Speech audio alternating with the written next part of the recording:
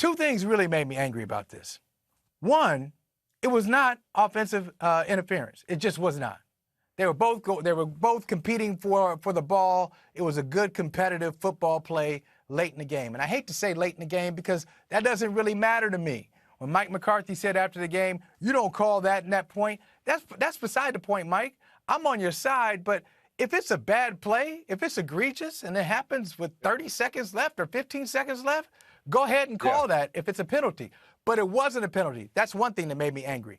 The other thing that made me angry afterwards, Mike, is hearing Tony Corrente, the official, say, oh, it was obvious. Listen, you part-time, I don't know what you do in your full-time job. You're not a full-time official. Most of them aren't. You part-time official, you're going to try to tell me it's obvious. What they should do, Michael Smith, is go back if they're not going to, because we can't use replay on interference because the officials are too sensitive about it. They're too insecure. So even when it's obvious that they make a mistake, they never call it. They never reverse their own call. What we need to do is have somebody either somebody neutral in the booth to review it automatically. It's too important to play, Mike. It's 47 yards. It's a game-changer play. I feel you, and I appreciate your passion. Let me tell you something. In 20 years in this business of doing stuff like this, having these kinds of conversations, I have never manufactured a take just to manufacture a take. I am not one of these, hey, we gonna disagree. I'm gonna take this side and you take that side, people. That's not what I do. That is not what I do, okay? I call you out on it. If you do that, I'm gonna call you out. I won't do it. So I am not being contrarian when I say this. Wasn't that bad? Wasn't that awful? It wasn't that awful. Could it have gone either way? Tell me why it wasn't that bad. That was pretty bad. Credit the $100 million man.